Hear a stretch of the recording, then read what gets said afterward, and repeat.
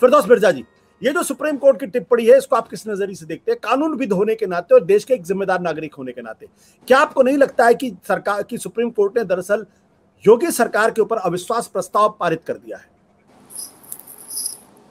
देखिए, सबसे पहले तो हमने ये समझना चाहिए कि सुप्रीम कोर्ट में हुआ क्या है आज, तभी हम समझ पाएंगे कि कहाँ जा रहे हैं हम। जैसी आज हियरिंग शुरू हुआ, सबसे पहले साल्वे जी ने कहा कि आपने हमें नोटिस इशू किया है। सुप्रीम कोर्ट ने कहा नहीं, हमने आपसे स्टेटस रिपोर्ट मांगा है। तो साल्वे जी ने कहा the young man who is being targeted, यानी वो नौजवान जिसे टारगेट किया जा रहा है। देखिए कि अप्रोच क्या है स्टेट का, इससे पता चलता है कि एक नौजवान जिसे टारगेट किया जा रहा है, तो सुप्रीम चीफ जस्टिस कहते हैं कि चार्जेस बहुत सीरियस है। साल्वे जी कहते हैं कि हमने उन्हें नोटिस दिए और वो 11 बजे आ जाएगा कल, और अगर नहीं आता है तो कानून अपना काम करेगा। Very fair. तो सुप्रीम चीफ जस्टिस कहते हैं कि क्या is it the same way we treat other accused, क्या इसी तरीके से हम सारे अपराधियों के साथ ट्रीटमेंट करते हैं, यही ट्रीटमेंट देते हैं, सबको नोटिस देते हैं? तो कहते हैं कि साल्वे जी कहते हैं I was told that postmortem did not show any bullet wounds, that is why 160 CrPC notice was sent.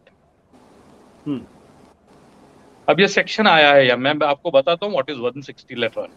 But the manner in which car was driven allegations are true, कि कार जिस तरीके से चलाई गई थी तो आरोप सच पाए जा रहे हैं। I am saying allegations are true and there is a 302 case. Salve ji कहते हैं कि जो आरोप लगाए गए हैं वो सच पाए जा रहे हैं और 302 का केस लगा है। सीजेआई कहते हैं कि this is opinion of bench, this is a responsible state government and police when there is as serious allegation of death और gunshot injury, will the accused in this country be treated the same way. अगर state government और police ठीक ठाक काम कर रही है, gun shots है और जान से मारने का इल्जाम है, तो क्या पूरे इंडिया के जो अपराधी हैं या आरोपी हैं, मुलजिम हैं, उनके साथ यही इसी तरह से आप बर्ताव करेंगे? और जब आगे बढ़ता है तो 2 गोलियों के कार्ट्रिज मिलने की बात होती है, तो उसमें कहते हैं कि शायद इनका निशाना अच्छा ना हो, साल्वे जी कहते हैं। और लास्ट में यह होता है, सीजेआई पूछते हैं कि अगर 302 का केस रजिस्टर हुआ तो क्या आप मुलजिम को इमीडिएटली नहीं अरेस्ट करेंगे? तो इस पर जस्टिस कांत भी आगे कहते हैं कि ये ब्रूटल मर्डर है 8 लोगों का, और कानून ने अपना कोर्स कंप्लीट करना चाहिए अक्यूज के खिलाफ इमीडिएटली। जस्टिस हिमा कोहली कहती हैं कि proof of pudding is in the eating, कि पुडिंग है ये तभी पता चलेगा जब हम खा पाएंगे, वरना आप सिर्फ दूर से हमें पुडिंग बताएंगे तो नहीं हो पाएगा। फिर आगे चल के बात चलती है तो साल्वे साहब पूछते हैं कि entirely in your lordship's hand the state has not, is there any request by the state to hand this over to CBI, ऐसा सीजीआई ने पूछा कि क्या स्टेट ने सीबीआई को हैंड ओवर करने की बात कही है? साल्वे जी कहते हैं कि entirely in your lordship's hand the state has not made such a request, please have this on reopening. State ने अभी तक के ऐसी कोई रिक्वेस्ट की नहीं है, आप रीओपनिंग पे रखिए। तो फिर सीजेआई इस पे कहते हैं, ये बड़ा महत्वपूर्ण है क्योंकि कल मैंने ये बात कही थी जी, mister Salve, we have respect for you, we hope the state will take necessary steps due to the sensitivity of the issue, we are not making any comments, CBI is not a solution for reasons known to you, for reasons known to you, because of the persons, better some other person looks into। कल मैंने कहा था कि अगर ये CBI को जाता है तो अंकल ही इन्वेस्टिगेशन करेंगे, तो उन्होंने भी वही कहा कि आप लोग जो बैठे हैं उनको देखिए। इस वजह से अब मैं आपसे कह रहा था कि जो सेक्शंस आए, अब नोटिस कब दी जाती है? सीआरपीसी ने एक प्रोसीजर दिया हुआ है कि हमने आरोपियों से किस तरह से डील करना है। सेक्शन 41A कहता है कि जिन आरोपियों को अरेस्ट नहीं करनी है उनको आप नोटिस दीजिए। आरोपी को बुलाने के लिए नोटिस की जरूरत नहीं होती है, कॉग्निजेबल ऑफेंस में जिसका 7 साल से ज्यादा सजा है जिसमें उसको। जिसमें 7 साल से कम की सजा है और उसको अरेस्ट करने की जरूरत नहीं है, उसको नोटिस दी जाती है। तो आपने नोटिस दे दी। हम कल तक ये समझ रहे थे कि 41A की नोटिस है, लेकिन आज सुप्रीम कोर्ट में साल्वे जी ने कहा कि ये 160 की नोटिस है। तो 160 की नोटिस ये कभी अभियुक्त को नहीं दी जाती, 160 की नोटिस हमेशा गवाह को दी जाती है। 166 says notice to the witness ji.